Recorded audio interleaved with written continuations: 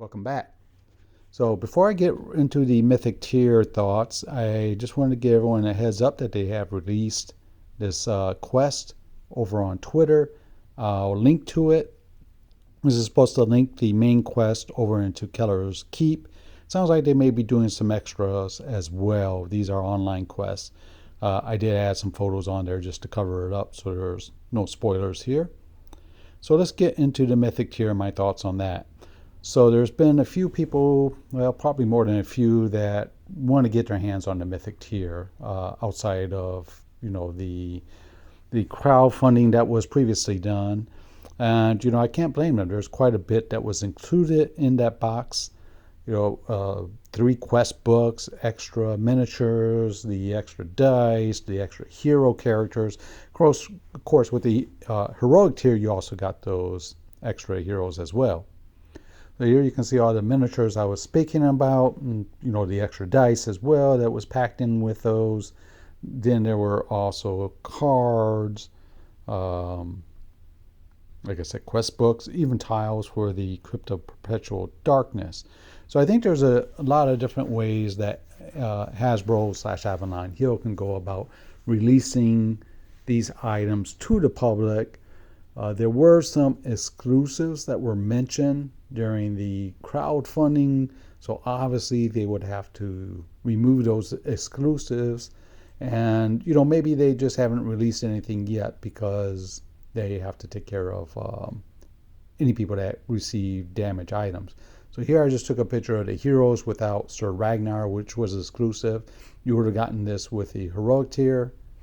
And then these two guys, the Witch Lord and Mentor miniatures, were exclusive for the Mythic tier.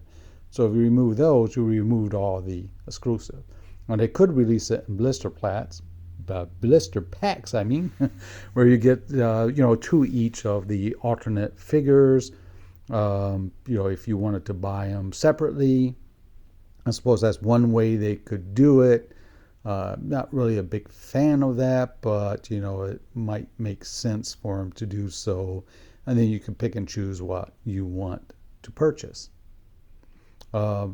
It's to me that's okay, but it could be quite expensive if you try to pick up all of them. So here I'm just showing you all the individual alternate miniatures that they gave out with the Mythic Tier version.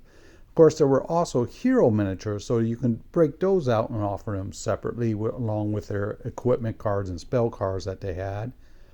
That's yet another option, even though I think it would be a little harder with the Bard because there was a quest book for that one. So speaking of quest books, they can also do those separately as well. And here's the one with the Orc Bard was introduced in.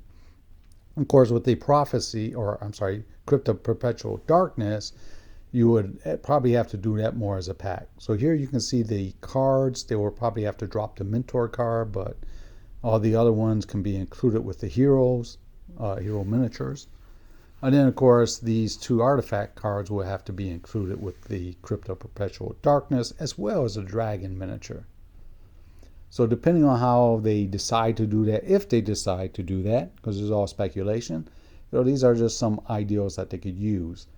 Of course, the heroes can be offered separately as well, and maybe even all the monsters and heroes put together with some extra dice, such as shown here. Of course, they may also decide to do, again, the heroes separately, in which case you're just getting the monsters, and the dragon would have to be included with the Crypt of Perpetual Darkness. Again, they can just offer the quest books, with this one being separate because of the tiles and miniature. And they can offer the heroes separately with their cards as shown here. Or they may even break them out into 3 packs so that you get the Undead and the Druid with the Prophecy of Telor, and then the Spirit Queen Torment, you get the Bard along with the Goblins, Orcs, and Abominations. Of course, the Crypt had its own tiles and the Dragon, but you can also include the Warlock, the Dread Warriors, and the Dread Sorcerer, just to make that one a little bit worth the cost. And by the way, they did send me another dice to replace the Mango one I had. So they are keeping up that. And with a spoiler alert, I'm going to show you something else, because this was really the only imperfection I had, if you don't include the imperfections that were in the quest books themselves. This one is kind of really minor, but there were a few other things I noticed in there that could have been explained a little better, and I suppose maybe they'll do so later. So there you have it. There's my thoughts on the Mythic Tier. Take care. See you later.